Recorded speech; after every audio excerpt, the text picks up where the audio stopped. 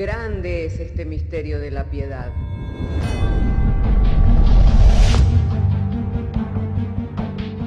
Si se destruyeran los fundamentos, ¿qué ha de hacer el justo?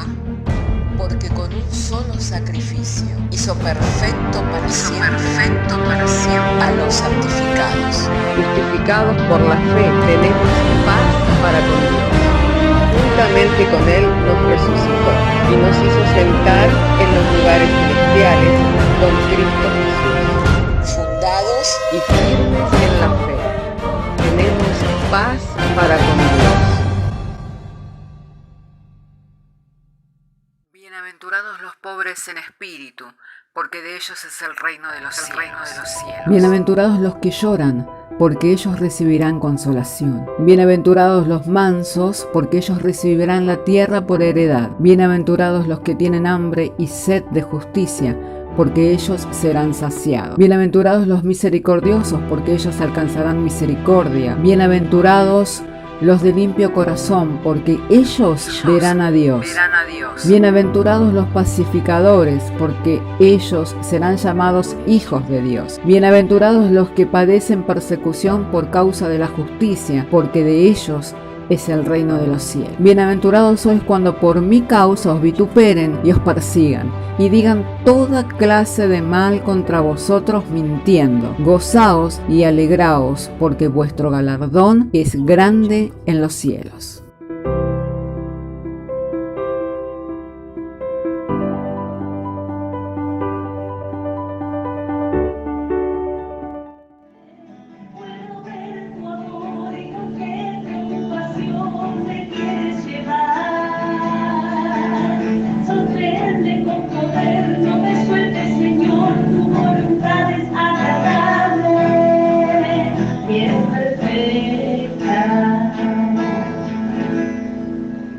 Damos gracias al Señor en esta tarde, amén.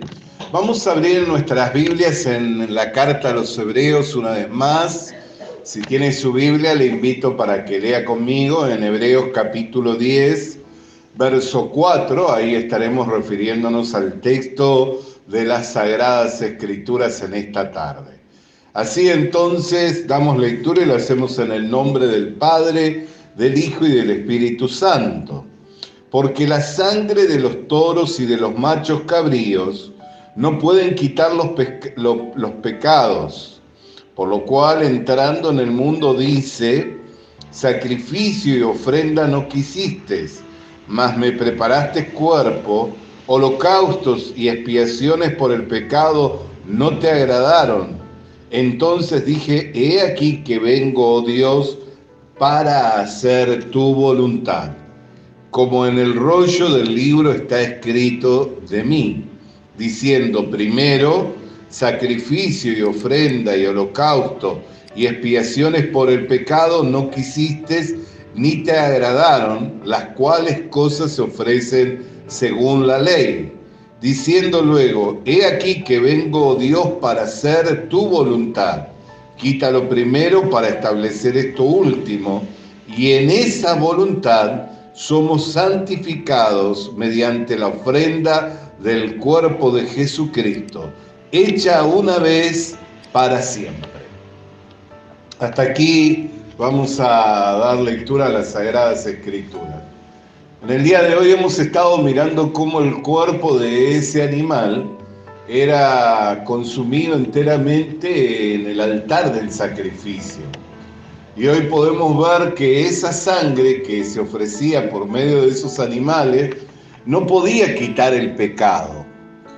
Pero mediante el sacrificio de Jesucristo, quien fue consumido en la cruz del Calvario, tomando nuestro lugar, asumiendo el castigo de nuestros delitos y pecados, donde fue consumido enteramente, entregado enteramente a la voluntad de Dios, por medio de la cual se dio a la muerte.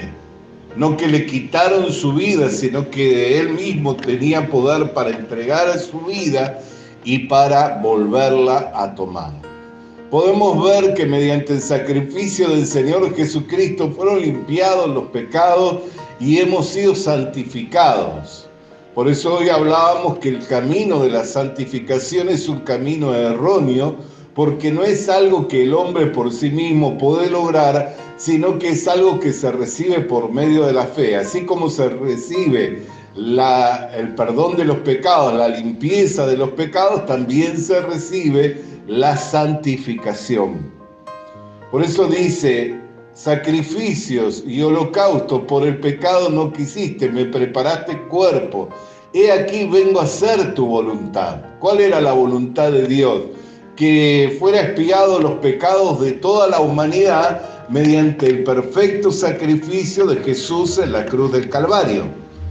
Esa era la voluntad de Dios. Por eso Jesús oró en Getsemaní y dijo: Padre, si puedes pasar de mí esta copa, hazla pasar, pero no sea mi voluntad, sino la tuya. Y vinieron los ángeles y le fortalecieron para ir al Calvario.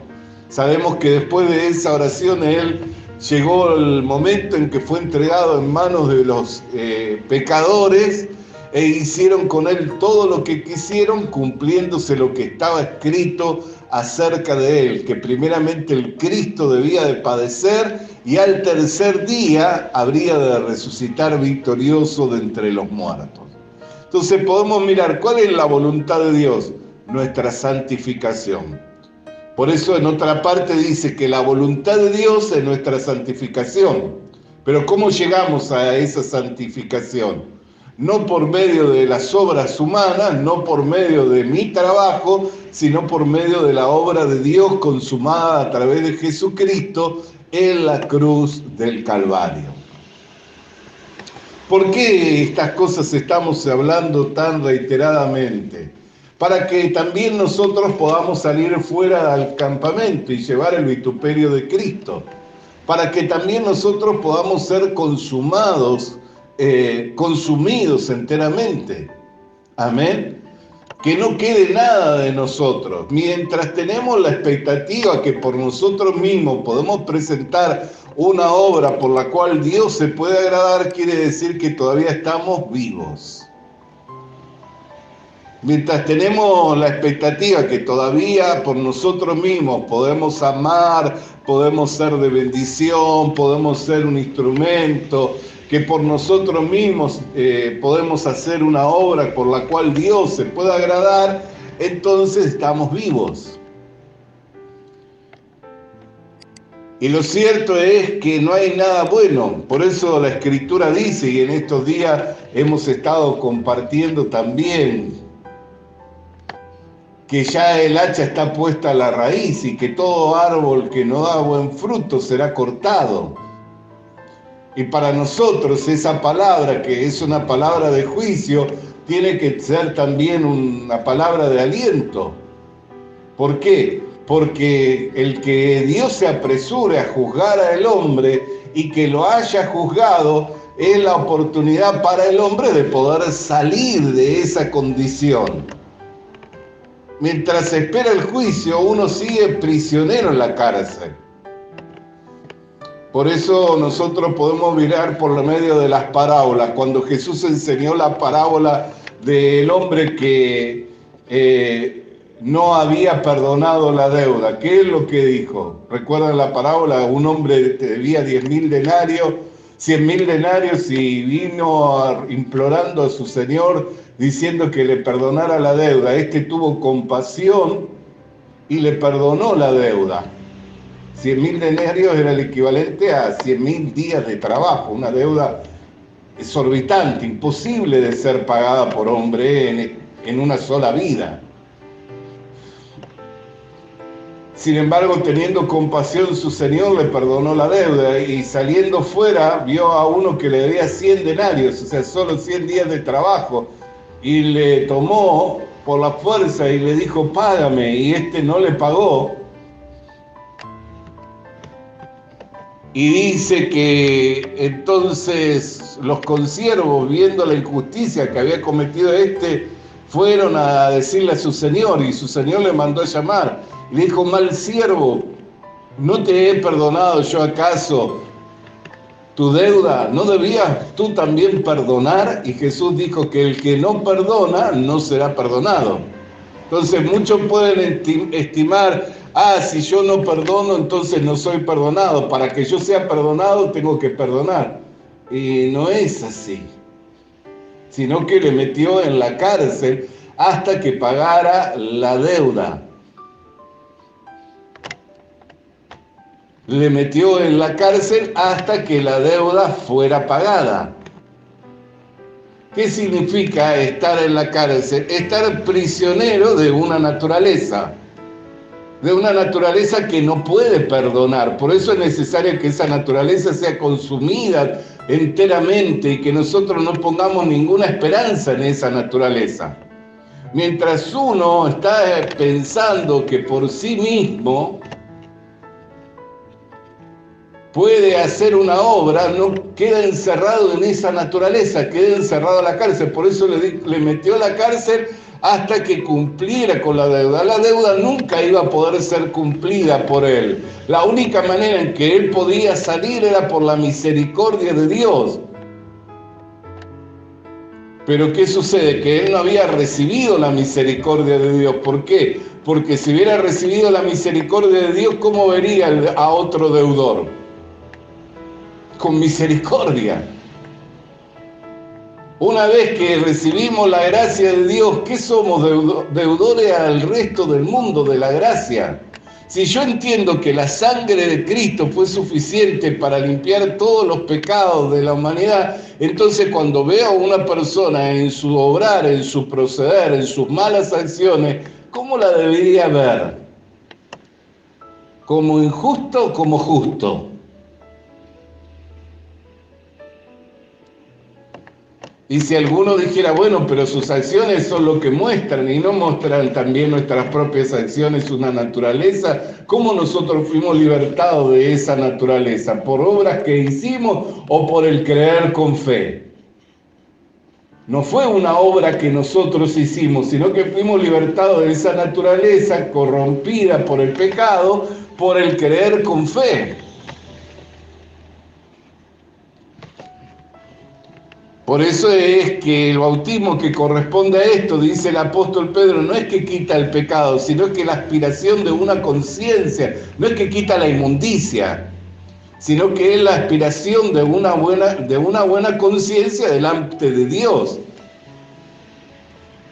Asimismo, el apóstol Pablo dice, encuentro otra ley en mis miembros, la ley del pecado, que me lleva a hacer lo que no quiero. Entonces apruebo que la ley de Dios es justa y es perfecta, pero que encuentro otra ley en mis miembros que me lleva a hacer lo que no quiero. Entonces lo que aborrezco es lo que hago. Y si lo aborrezco ya no soy yo, sino es el pecado que mora en mí. Y ahí se separa. Ya él reconoce que necesitaba una gracia, que necesitaba la intervención de Dios. Por eso dice, ¿quién me librará de este cuerpo de muerte? Maldito de mí. Dice, más gracias sean dadas a Dios por medio de Jesucristo. Bendito sea el nombre del Señor. Entonces, cuando nosotros, hermanos, no entendemos cómo es que somos santificados y todavía pensamos en que podemos presentar una obra por la que Dios se pueda agradar, no hacemos otra cosa que quedar encerrados en nuestra naturaleza. La evidencia de ello es esa parábola que Jesús dijo, hasta que no pague la deuda no saldrás. ¿Cómo puede pagar una deuda a una persona que es exorbitante e imposible de pagar? Que él hubiera quedado entonces liberado por perdonar y entonces la salvación es por obras, porque si depende de que yo perdone, entonces la salvación es por obra, ¿o no? Sin embargo, sabemos que la salvación no es por obra. Entonces, ¿por qué Jesús dijo hasta que no salde la deuda? Hasta que no reciba la misericordia de Dios. Por eso la palabra de Dios que nos enseña, gracias sean dadas a Dios, que aunque eras rebelde, aunque eras desobediente, fuiste entregado a esta forma de doctrina. Gracias sean dadas a Dios que habéis obedecido a esta forma de doctrina a la cual fuisteis entregado. Habla de la obediencia a la fe. Entonces, ¿qué es lo que enseña la doctrina bíblica? La doctrina bíblica nunca enseña la obra del hombre. Aunque usted vea en que la Escritura dice, en cuanto a hacer las buenas obras, porque en este mismo capítulo habla de estimularnos al amor y estimularnos a las buenas obras, nosotros tenemos que entender que por nosotros mismos no hay una buena obra. ¿Cuál es la buena obra? La obra que comenzó Dios. El que comenzó en vosotros la buena obra la perfeccionará hasta el día de Jesucristo. Entonces no es en la obra que yo presento ni en lo que yo pueda hacer bíblicamente. La obra del hombre queda excluida enteramente en todo lo que tiene que ver con la regeneración, con la santificación, con la purificación de los pecados. La obra del hombre queda excluida enteramente. ¿Por qué? Porque nunca pudo dejar Dios en manos de hombres débiles esa obra, porque nunca podría llegar a cumplirse. La evidencia de ello es que a Israel le fue dada los mandamientos expresados en ordenanza por el cual podían vivir delante de Dios y ser ese pueblo especial entre todas las naciones de la tierra, y por lo débil de la carne no lo pudieron cumplir. Entonces ahí ya tenemos el ejemplo. Si los hombres pudieran cumplirlo, Israel lo hubiera cumplido. Sin embargo, no lo pudieron cumplir. Y no alcanzaron lo que para ellos había sido prometido, porque iban detrás de eso por medio de las obras. Pero nosotros lo hemos alcanzado, y la Biblia define cómo lo hemos alcanzado. Nosotros lo hemos alcanzado no por las obras, sino por la fe. Y Dios lo ha dado por medio de la fe para que sea por gracia, en donde nadie se pueda jactar en la presencia de Dios diciendo que por sí mismo lo logró, lo alcanzó. Por eso es que el camino de la santificación, el camino de la perfección, es un camino errado. No es un camino bíblico.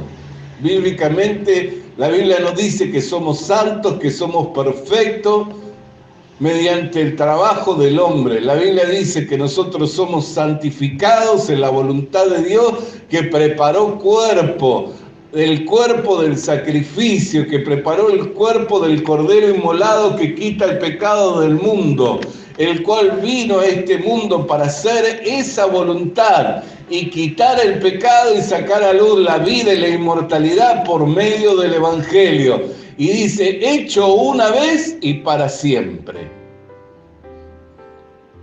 O sea que es una santificación permanente. Lo volvemos a leer, Hebreos capítulo 10, verso 10. En esa voluntad somos santificados mediante la ofrenda del cuerpo de Jesucristo, hecha una vez para siempre. ¿Ve? Entonces, si fue hecho una vez y para siempre, ¿dónde está la intervención nuestra? ¿En dónde queda lugar para que usted o yo hagamos algo para ser santos? No es un camino que nosotros transitamos por el cual alcanzamos esa posición, sino que es una obra consumada por Jesucristo, mediante la cual nos la entrega por medio de la fe para que lo recibamos por gracia. Así como el perdón o la limpieza de nuestros pecados, porque no es que nuestros pecados fueron perdonados simplemente, nuestros pecados fueron limpiados. Hay una diferencia entre lo que es el perdón y lo que es limpiar. Amén. Porque para que nuestros pecados fueran, o nosotros pudiéramos recibir el perdón de nuestros pecados, hubo que pagar un precio, no fue gratuitamente. Dice la Escritura que no fuimos rescatados de la vana manera de vivir que recibimos de nuestros padres con cosas corruptibles como oro, con plata, sino con la preciosa sangre de Jesucristo, como de un cordero inmolado, que quita el pecado. Entonces, no es que sencillamente es una deuda que se perdonó, no, es una deuda que se saldó. ¿Por qué tenemos derecho a poder acercarnos con confianza a la presencia de Dios? Porque la deuda ya fue saldada. Si yo estoy creyendo que la deuda ya fue saldada, entonces ya no soy deudor. Ya no soy deudor. Ya fue saldada. Y se hizo una vez y para siempre. No solo se saldó los pecados pasados, sino también los pecados presentes y los pecados futuros. ¿Por qué? Porque no fue oficiado ese sacrificio. Esa sangre, con esa sangre no se presentó en el tabernáculo hecho por la mano del hombre, sino se presentó en el tabernáculo del cielo, que el que hizo Moisés era figura del que estaba en el cielo. Se presentó con esa sangre en el tabernáculo del cielo. Por eso habla cuando hemos comenzado a leer en el Hebreos capítulo 10, verso 4, que la sangre de esos animales no quitaba el pecado. ¿Por qué? Porque todos los años tenían que ofrecerse esos sacrificios.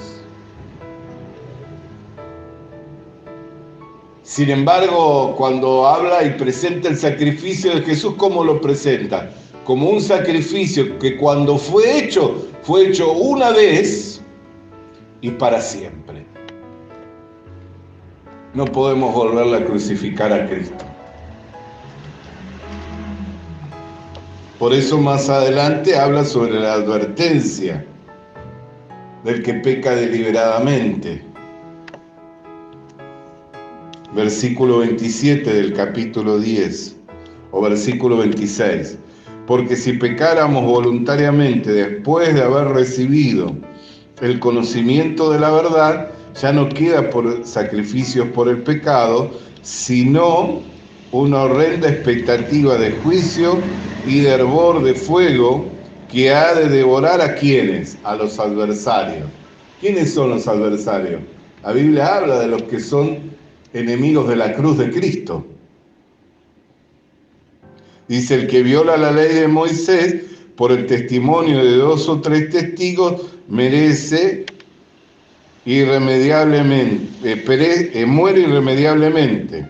¿Cuánto mayor castigo pensáis que merece el que pisoteare al Hijo de Dios y tuviere por inmunda la sangre del pacto en la cual fue santificado e hiciese afrenta al Espíritu de gracia?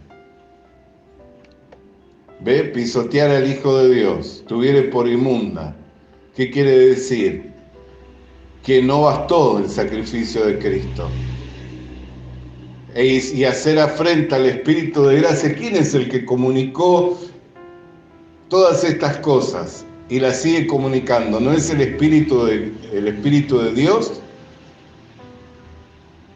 ¿No es el Espíritu de Dios el que inspiró a los santos hombres de Dios para que escribieran estas cosas que quedaran como testimonio para nosotros? ¿No es el Espíritu de Dios que inspira a la iglesia para predicar el Evangelio? ¿No es el Espíritu de Dios el que convence de pecado? Entonces, hacer afrenta al Espíritu de Dios es que estando recibiendo el conocimiento de la verdad, yo digo, no es así. Para mí no es así. Hay gente que ha dicho, no, yo no pienso que es así. ¿Ve? Entonces, tiene mucho más estima y mucho más valor lo que uno piensa que lo que Dios dice. ¿Cómo podrá vencer en el día del juicio de esa persona? La Biblia dice, sea todo hombre mentiroso, mas Dios permanezca siendo veraz, para que en el día del juicio puedas vencer con tus palabras.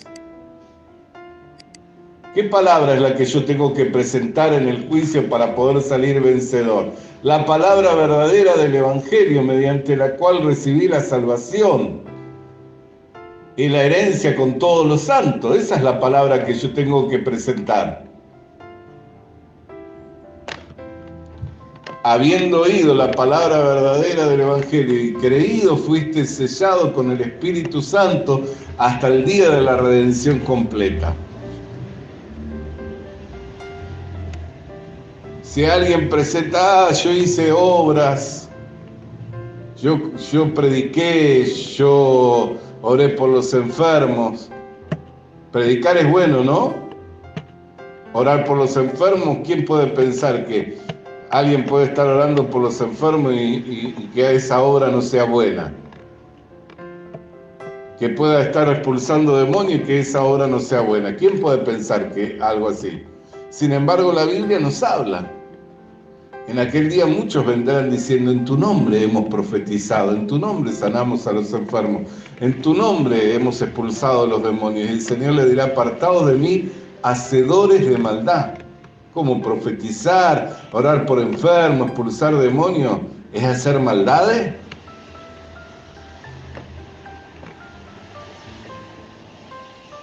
Si la obra de Cristo queda encubierta y solo se ve la obra del hombre, eso es una maldad. Pero si el hombre está encubierto y se ve la obra de Dios, ese es un bien hacer. Y para que se vea la obra de Dios, el hombre tiene que quedar escondido. No se tiene que ver la obra del hombre. Bendito sea el nombre del Señor. Y solamente una persona queda escondida cuando se ve consumida en el altar del sacrificio, cuando se ve crucificada juntamente con Cristo. Mientras la persona piensa que por sí mismo puede presentar una obra delante de Dios con la cual los hombres se pueden agradar, está presentando su obra, está mostrándose Él. Estas son cosas muy importantes. ¿Y eso en dónde se ve? En aquellos que transitan y enseñan el camino del perfeccionamiento y de la santificación, especialmente en ellos.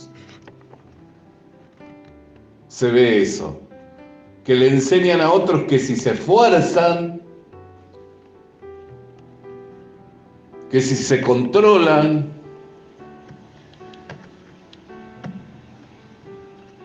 no es el camino bíblico, ni tampoco ningún apóstol enseñó eso. Bendito sea el nombre del Señor.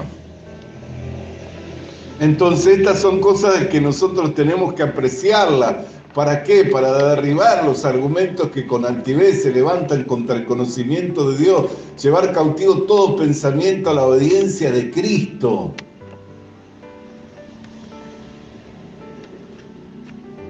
El diablo justamente el diablo tiene dos maneras de confundir al hombre, de engañar al hombre. O lo infla, haciéndole creer que él puede estar sentado y ser adorado como Dios, o lo pincha haciéndole pensar que nunca va a poder alcanzar esa posición. Por eso hay personas que dicen, no, ¿cómo puedo ser justo? ¿Cómo puedo ser santo? Sí, mira mi condición. Y no es hasta que llega la palabra, no es hasta que la palabra se hace carne que entonces puede entender cuál es su posición, que es justo, que es santo y que es perfecto. Y el que transita por el camino de la santificación por sus obras, del perfeccionamiento por sus obras, es un camino que lo introdujo el diablo para hacerle creer que por sí mismo él puede llegar a estar sentado y ser visto como Dios, que él puede reemplazar la obra de Dios. Y eso es una soberbia delante del Señor. Dios no nos dio a nosotros hacer esa obra. Y no estaba en nosotros siquiera poder hacerla. No estaba en nosotros ni siquiera el poder hacerla. Por eso es muy importante estas cosas, En estos días justamente que vamos a hablar sobre cómo despojarnos del pecado, el verdadero arrepentimiento, la verdadera vida de creencia, muchos de estos temas los vamos a estar abordando con detalle para enseñarlos correctamente, a fin de que podamos tener una correcta vida de fe. Bendito sea el nombre del Señor. Entonces, podemos mirar, hermana querida y hermano querido, como para ir concluyendo, cuánto mayor castigo pensáis que recibirá el que pisoteare al Hijo de Dios y tuviere por inmunda la sangre de Jesucristo. Si yo digo que esa sangre no me santificó enteramente, entonces estoy diciendo que esa sangre no es como la de un cordero inmolado que quitó el pecado del mundo. Menosprecio la obra de Cristo y menosprecio la sangre con la cual los pecados de la humanidad fueron lavados en la cruz mediante el sacrificio de Jesucristo. Amén. La sangre con la cual se presentó en el tabernáculo del cielo. Vamos a orar. Padre, queremos darte gracias por tu palabra, cual viniera a nuestras vidas en el poder, en la potencia del Espíritu Santo, iluminándonos los ojos de nuestro entendimiento para que pudiéramos comprender, Señor, que el camino de la santificación y del perfeccionamiento es, Señor, engaño del diablo, donde alienta a los hombres a presentar su propia obra, Señor, para de esa manera hacerse soberbios y ser resistidos y que no alcancen aquello que tú tienes, Señor, y que lo entregas mediante la fe y como un don, Señor, como una gracia, Padre de gloria, perdiéndose, Señor, no haciéndose del premio, Padre, no haciéndose del premio, Señor. Oh Padre de gloria, gracias te damos, Señor, porque en la voluntad de que fuera enviado Cristo a morir por nuestros pecados, Señor, en esa voluntad fuimos santificados y eso fue hecho una vez y para siempre, Señor, por lo que te damos gracias en el nombre de Jesús. Amén y amén. Vamos a alabar el nombre del Señor, iglesia amada.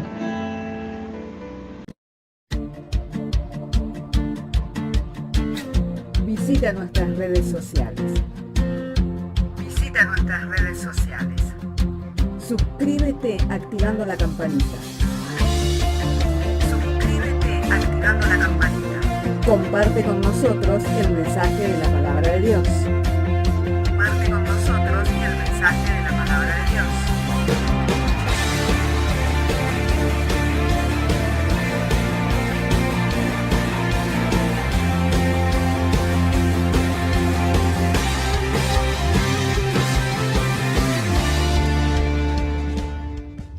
Le animamos a que consiga una Biblia,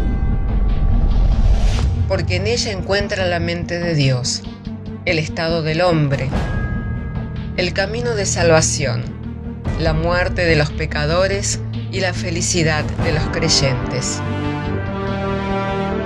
Sus doctrinas son santas, sus mandamientos son obligatorios, sus historias son verdad y sus decisiones inalterables. Léala para ser sabio, crea en ella para ser salvo y póngala en práctica para ser santo. Ella contiene luz para guiarle, alimento para reforzarle y consuelo para alentarle. La Biblia es el mapa del viajero, el bastón del peregrino, la brújula del piloto, la espada del soldado y la carta del cristiano. Le animamos a que consiga una Biblia,